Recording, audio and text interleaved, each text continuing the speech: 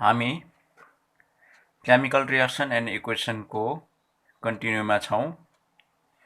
As a tutorial यस channel भित्र हामीले जुन प्रकारको यो क्लास 10 केमिस्ट्रीबाट हामीले केमिकल रिएक्सन एन्ड इक्वेसनको टाइप अफ रिएक्सन हामीले स्टडी गर्दैथ्यौं। र टाइप अफ रिएक्सनमा कम्बिनेसन रिएक्सन र त्यसको जस्ट अपोजिट डिकम्पोजिसन रिएक्सनलाई र त्यसको सबै एक्टिभिटिज त्यसको फर्मुला सबै हामीले गएको च्याप्टरमा सिकिसकेका छौं। र आज हामीले नयाँ एक्टिभिटिज गर्दैछौं। यो चाहिँ हो हाम्रो डिस्प्लेसमेन्ट रिएक्सन। हामीले नयाँ टपिक हामी सिक्दैछौं। डिस्प्लेसमेन्ट रिएक्सन यो अर्को काइन्ड हो। जस्तै भयो कम्बिनेसन रिएक्सन, डिकम्पोजिसन रिएक्सन र आज हामी पढ्दैछौं डिस्प्लेसमेन्ट रिएक्सन। र अरु पनि धेरै टाइपको रिएक्सनहरु छ। त्यो आउने दिनमा हामी आउने भिडियोमा हामी त्यसलाई क्रमैसँग त्यसलाई हेर्दै जानेछौं। र आज हाम्रो अगाडि जुन चाहिँ एक्टिभिटी छ, एक्टिभिटी 1.9 को यो हाम्रो एक्टिभिटिजलाई हामीले स्टडी गर्नेछौं। यो गर्दा गर्दै हामीले बुझिहाल्छौं। यो एकदमै सिम्पल प्रकारको एक्टिभिटी छ। र अब म पढेर सुनाउन चाहन्छु। Take 3 iron nails and clean them by rubbing with sandpaper. 3टा फलमको काँटीहरु ल्याउनु अरे। तपाईले काँटी घरमा पनि देख्नु भएको छ। यो मैले देखाउनु पर्छ जस्तो लाग्दैन। तर फलमको हुनु पर्यो। फलमको काँटी त्यसलाई चाहिँ ल्याएर तपाईले मैला छ भने स्यान्डपेपर भनेको तपाईले बुझ्नुहुन्छ काठहरुमा लगाउने अथवा यो आइरनमा रफ प्रकारको एउटा पेपर हुन्छ। त्यो स्यान्डपेपरले मजाले रब गरेर सफा गर्नु पर्यो। 3टा ल्याउनु पर्यो, त्यसलाई सफा गर्नु पर्यो। ल्याएर अर्को चाहिँ के गर्नु पर्यो भनेदेखि take 2 test tube, mark as A and B in each test tube. Take about 10 ml copper sulfate solution. 2टा अब टेस्ट ट्युब ल्याउनु पर्यो। त्यो टेस्ट ट्युबमा चाहिँ मार्क गरेको हुनु पर्यो। एउटा टेस्ट ट्युब चाहिँ A, अर्को टेस्ट ट्युब B। मार्क गरेको भन्नुको मतलब चाहिँ हामीले एउटा सानो स्टिकर टालेर पनि A र B मार्क गर्न सक्छौं। त्यो ल्याउनु पर्यो 2टा। ल्याएर चाहिँ हामीले के गर्नु पर्यो भन्दाखेरि चाहिँ अब त्यसमा चाहिँ हामीले त्यो टेस्ट ट्युबमा चाहिँ 10 ml भनेको अब मिलिलिटर 10 मिलिलिटरको कम्ती कपर सल्फेट सल्युसन चाहिँ हामी त्यसमा लगाउनु पर्यो। 2टैमा कपर सल्फेट सल्युसन लगाउनु पर्यो। 2टैमा लगाउनु पर्यो। यहाँ तपाईले देख्नुहुन्छ अलिकति डायग्रामबाट यो टेस्ट ट्युब भयो। र यो टेस्ट ट्युबमा चाहिँ जुन प्रकारको यहाँ टेस्ट ट्युब मैले यहाँ देखाउँदै छु,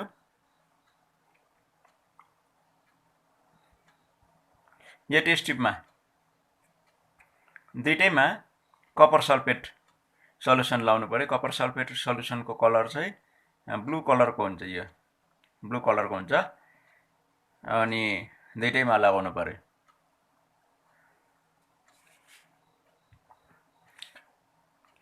अनि अर्को काम के गर्नु पर्यो हामीले भन्दाखेरि चाहिँ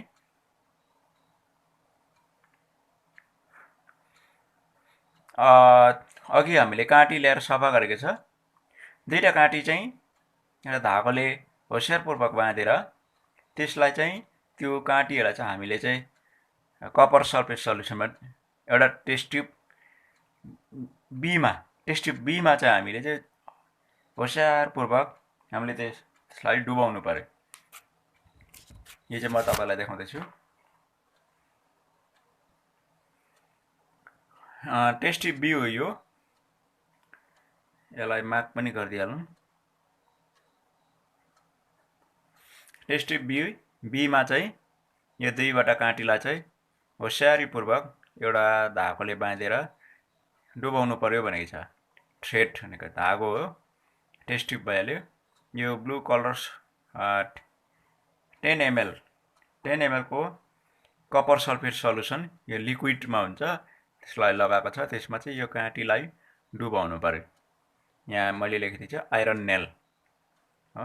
आइरन नेल भनेको फलामको काटी डुबाउनु अरे 20 मिनट जस्तो। दुईटा चाहिँ हामीले त्यो टेस्ट ट्युबमा डुबाएपछि त्यो तीनटा हामीले आइरन नेल लिएको थियो।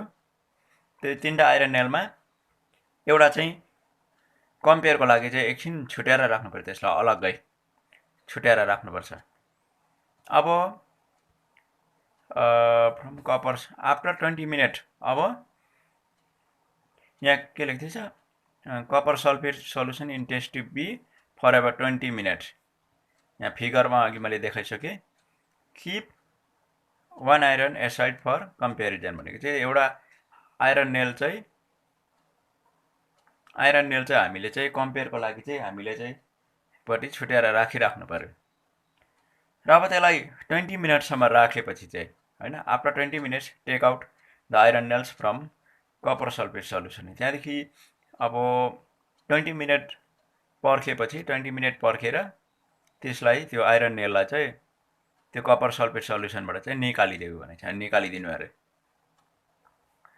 के हुन्छ त, अब हामी कम्पेयर गरेर हेरौँ है। Compare the intensity of the blue colour of the copper sulphate solution in the test tube A and B. अब टेस्ट ट्युब ए र बीलाई चाहिँ हामी चाहिँ कम्पेयर गरौँ अरे।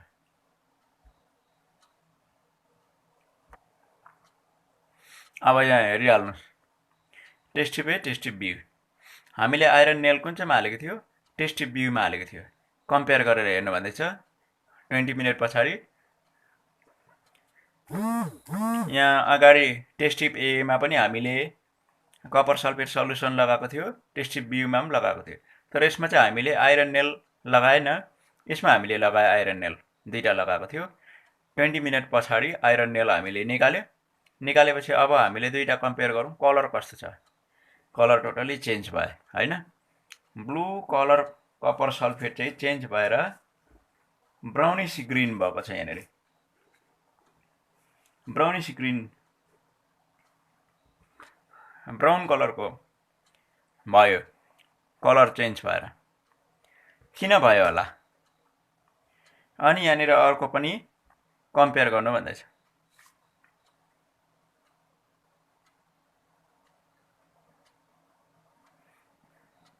Also compare the color of the iron nails deep in the copper sulfate solution with the 1 kep acid। फिगरमा देखाएको अनुसार अब यो आइरन नेल पनि तपाईले हेर्नुहोस्,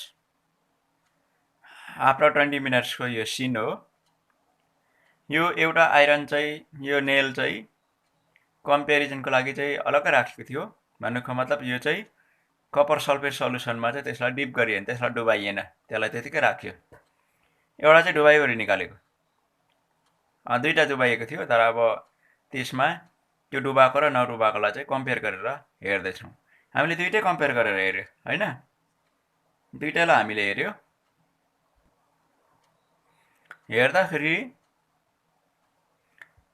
यता कपर सल्फेट सल्युसन पनि चेन्ज भयो अनि आइरन नेल पनि चेन्ज भयो। किन यस्तो भयो भन्दाखेरि चाहिँ अब एन्सर आउँदैछ। हामीले यसको अब्जर्भेसनलाई हामीले लेख्नेछौँ। के कारणले गर्दा भन्दाखेरि चाहिँ, र त्यसको अब्जर्भेसन चाहिँ के हो भन्दाखेरि चाहिँ, अब्जर्भेसनमा हुन्छ हाम्रो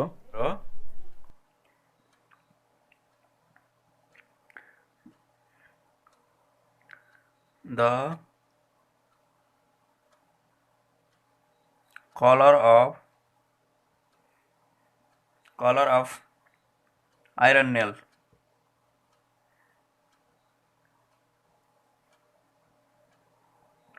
turns brown कलरमा चेन्ज छ है, ब्राउनिश कलरमा, and dark blue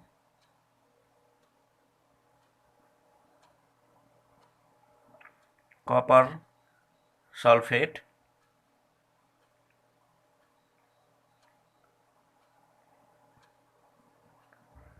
changes to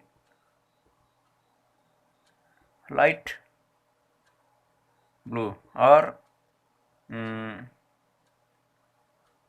color of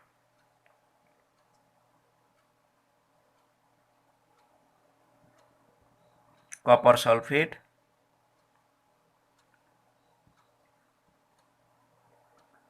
fades भनेको त्यसको त्यो रङ उडेको जस्तो हुनु। अनि आइरन नेल चाहिँ ब्राउन हुन्छ, अनि डार्क ब्लू कपर सल्फेट चाहिँ लाइट ब्लूमा त्यसको त्यो कलरै हराउँछ।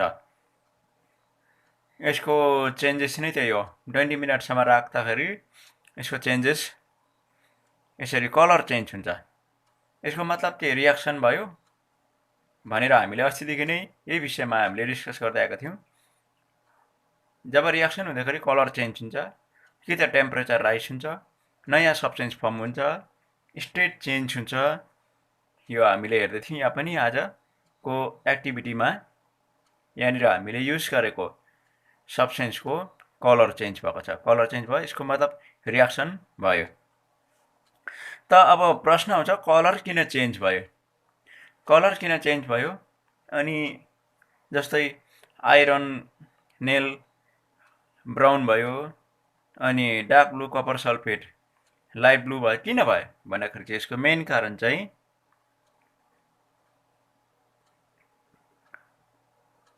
this happens due to the displacement reaction.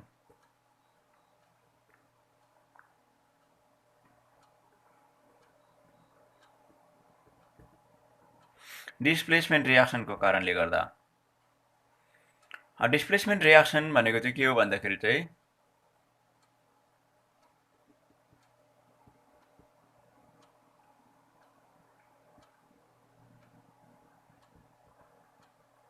Displacement reaction भनेको के हो यो म तपाईलाई बताउँदै पनि छु, अनि यहाँनिर लेखी पनि दिँदैछु।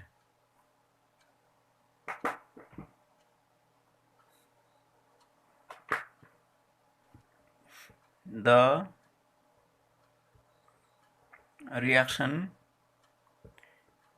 in which more reactive metal displaces less reactive metal.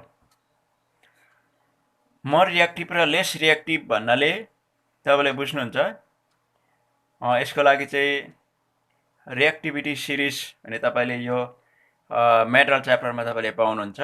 यो म तपाईँलाई देखाउँदैछु।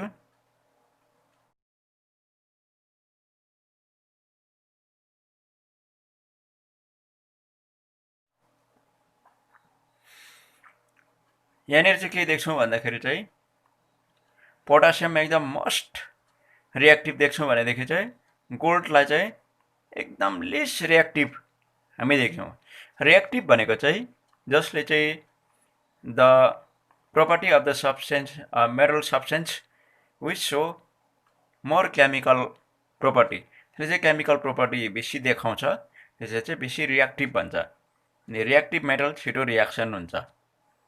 त्यसले गर्दाखेरि अब डिस्प्लेसमेन्ट रियाक्सनमा चाहिँ हामी के बुझ्छौँ भन्दाखेरि चाहिँ मोर रियाक्टिभ भनेको चाहिँ बेसी रियाक्टिभ मेटलले चाहिँ लेस रियाक्टिभ मेटललाई डिस्प्लेस गर्छ फ्रम इट्स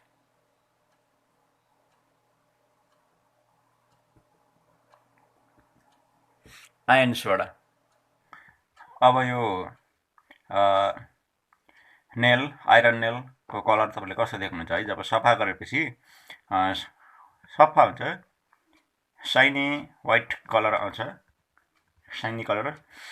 र त्यसलाई हामीले copper sulphate solution, blue copper sulphate solution, यसमा हामीले जब डुबाएर 20 मिनटको बादमा निकाल्दाखेरि चाहिँ ब्राउन भयो। यो किन ब्राउन भयो त? यस्तो खालको नेल चाहिँ यस्तो नेलमा किन चेन्ज भयो त भन्दाखेरि चाहिँ यसको एन्सर हुन्छ आइरनले चाहिँ यो कपर सल्फेट सल्युसन यो जुन चाहिँ कपर सल्फेट सल्युसन छ यो कपर सल्फेट सल्युसन भनेको चाहिँ अब जस्तो कपर अनि अर्को चाहिँ सल्फेट हुन्छ यो कपर सल्फेट भनेको चाहिँ यो कपरको मोलिकुल्स यसको एटम चाहिँ सल्फेटसँग डिजल्भ भएर बराबरी डिजल्भ भएर चाहिँ यो ब्लू कलर देखेको हो त्यो सबै आइरनसँग कन्ट्याक्टमा आएको कारणले गर्दा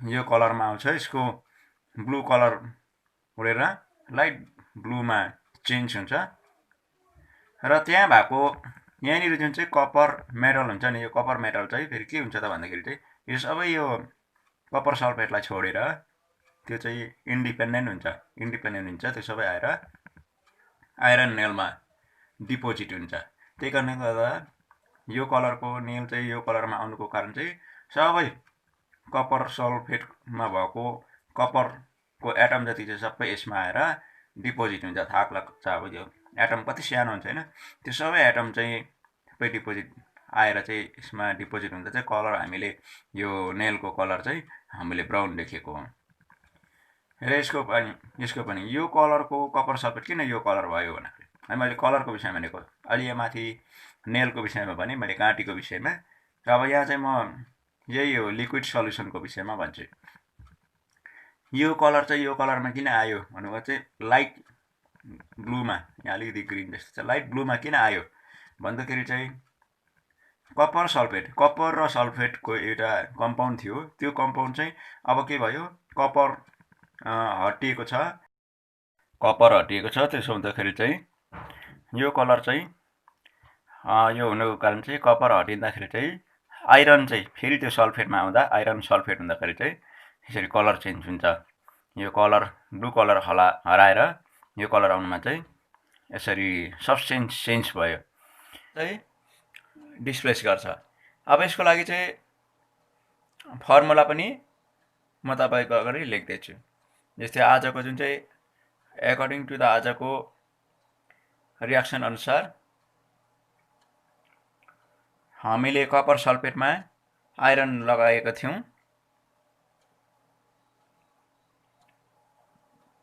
आइरन प्लस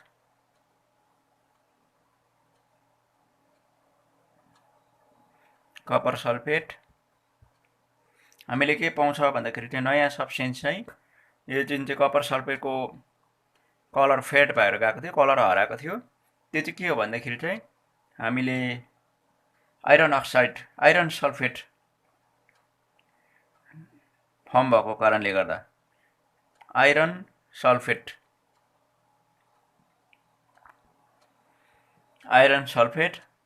र कपर मेटल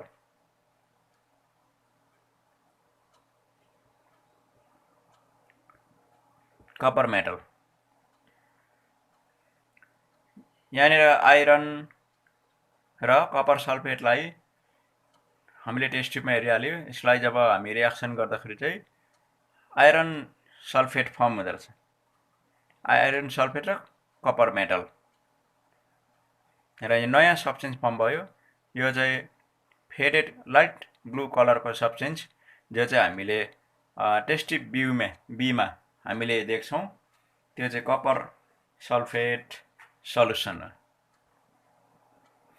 कपर सल्फेट अथवा आइरन सल्फेट सल्युसन भयो पहिला कपर सल्फेट थियो अहिले चाहिँ आइरन सल्फेट भयो र यसको रियाक्सन हुन्छ आइरनको सिम्बल Fe कपर सल्फेटको Cu सल्फेटको SO4 हुन्छ SO4 waiting after some time after 20 minutes ferric sulphate iron सल्फेटलाई फेरिक सल्फेट पनि भन्छ अनि SO4 प्लस कपर हामीले केमिकल रिएक्सन लेखेपछि हाम्रो काम हो अझै ब्यालेन्समा छ कि छैन त्यो पनि चेक गर्ने यहाँनिर हेरौं आइरन बराबरी छ कपर बराबरी छ सल्फेट यो एक्ज्याक्टली बराबरी छ यो अलरेडी ब्यालेन्स केमिकल इक्वेसनमा छ र यो भयो डिस्प्लेसमेन्ट रियाक्सन। अब डिस्प्लेसमेन्ट रियाक्सन चाहिँ कसरी हामी बुझ्छौँ भन्दा अब मेन तपाईँले ध्यान दिने बेला अब आयो है। विशेष गरेर अब एकदमै इम्पोर्टेन्ट तपाईँले ध्यान दिने बेला आउँदैछ। एकर्डिङ टु द डेफिनेसन अब तपाईँलाई बताउँदैछु। यो तपाईँले बुझेन भनेदेखि आजको लेसन तपाईँको निम्ति नट डिफाइन्डको हुनेछ, भ्यालुलेस हुनेछ। त्यो चाहिँ कसरी भन्दाखेरि चाहिँ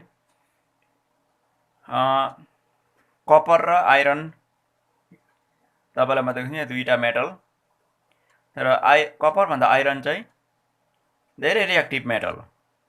धेरै रियाक्टिभ हुनुको कारणले गर्दाखेरि चाहिँ आइरनले चाहिँ कपरलाई चाहिँ हटाइदिन्छ, किनभने सल्फेटको अगाडि कपर बसेको छ।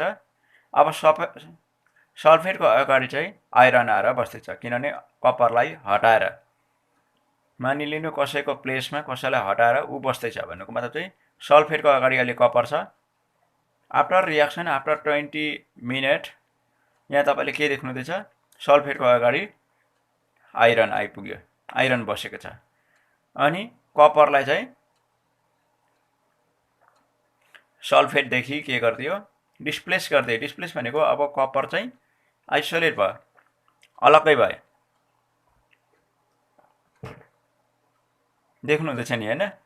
यस्तोलाई चाहिँ भन्छ डिस्प्लेसमेन्ट रियाक्सन। डिस्प्लेसमेन्ट रियाक्सनको म तपाईँलाई एउटा फर्म म बताउँदैछु।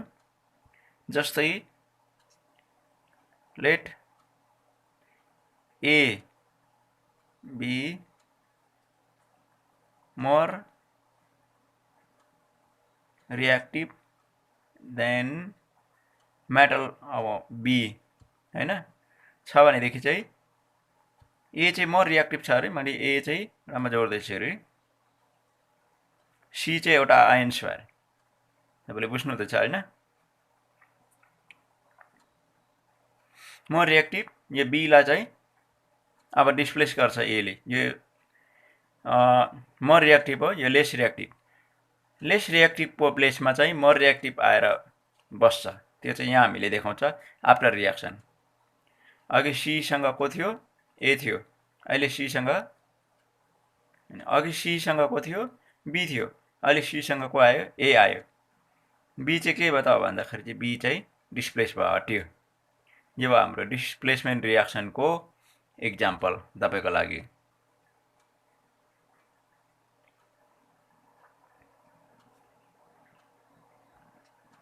Other example of displacement reaction.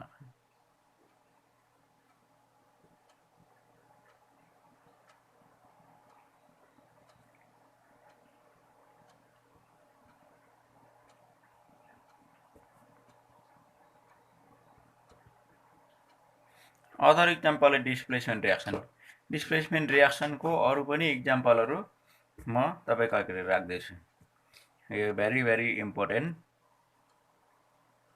कतिको तपाईँलाई इम्पोर्टेन्ट लाग्छ, तपाईँलाई इम्पोर्टेन्स दिएर म यो बताउँदैछु। अरू चाहिँ हो जस्तै हामीले मेटल यो ZN प्लस कपर सल्फेट,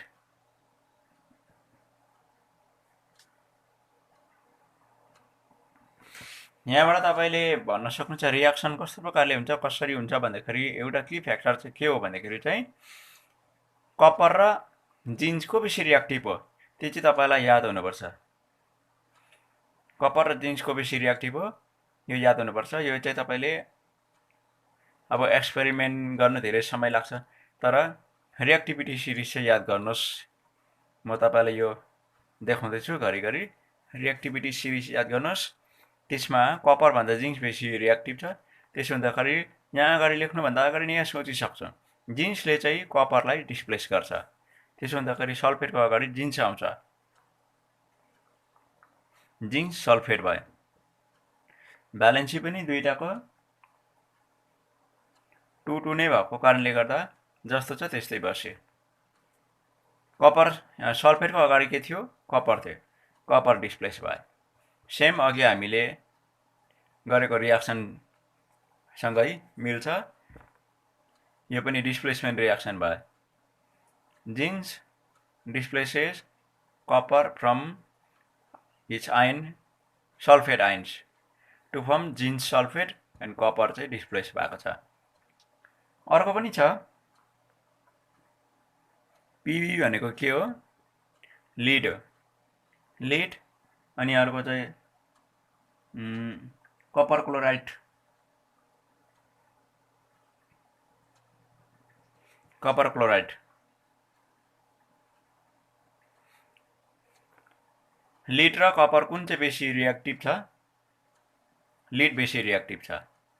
यहाँबाट म भन्न खोजिरहेको इम्पोर्टेन्ट कुरा अझै के पनि छ भन्दाखेरि चाहिँ, इम्पोर्टेन्ट कुरा, अगर कपर भन्दा लिड चाहिँ लेस रिएक्टिभ छ भनेदेखि रियाक्सन हुँदैन। यसको मतलब कलर पनि चेन्ज हुँदैन, न्यू सब्स्टेन्स पनि फर्म हुँदैन, केही पनि हुँदैन। अब यहाँ चाहिँ के छ? कपर भन्दा लिड बेसी रिएक्टिभ छ। यो पनि रियाक्सन भयो। किन भयो भन्दाखेरि चाहिँ कपर भन्दा जिन्स बेसी रिएक्टिभ हो। तर यो जिन्स सल्फेट कपर यहाँ थियो भनेदेखि चाहिँ यो रियाक्सन हुन्थेन। जस्तो कि यहाँ यो रियाक्सन हुँदैन, जो रियाक्सन भइसकेको छ। रियाक्सन हुनु पनि सक्छ, नहुनु पनि सक्छ। तर त्यसको चाहिँ कारण के रहेछ? लेस रिएक्टिभ मेटलले मोर रिएक्टिभ मेटललाई डिस्प्लेस गर्न सक्दैन। तर मोर रिएक्टिभ मेटलले चाहिँ लेस रिएक्टिभ मेटललाई चाहिँ डिस्प्लेस गर्न सक्छ। भनेपछि लिडले कपरलाई डिस्प्लेस गर्छ, किनभने लिड चाहिँ कपर भन्दा रिएक्टिभ छ। लिड क्लोराइड, लिड क्लोराइड, लिडको भ्यालेन्सी क्लोराइनमा आयो, क्लोराइडको लिडलाई आयो, कपर डिस्प्लेस भएको छ। र हामीले यहाँनिर देख्यौँ है,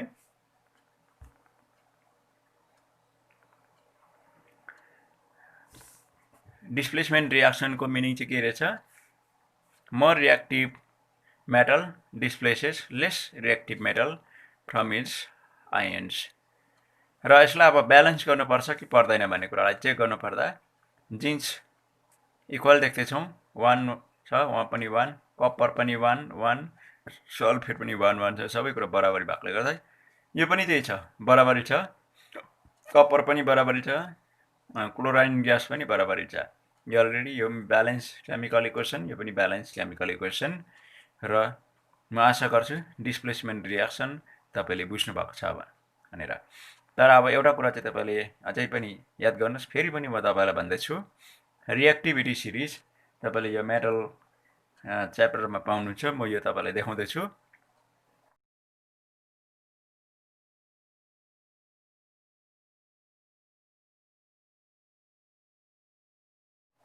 यो चाहिँ एकदमै भन्दा बेसी पनि एकदमै तपाईँले याद गर्नुहोस्, यो याद गर्नुहोस्। अनि तपाईँले छुट्याउन सक्नुपर्छ कि को बेसी रिएक्टिभ, को लेस रिएक्टिभ। र ओके, आजको लेसनलाई यहीँ राखिँदैछ।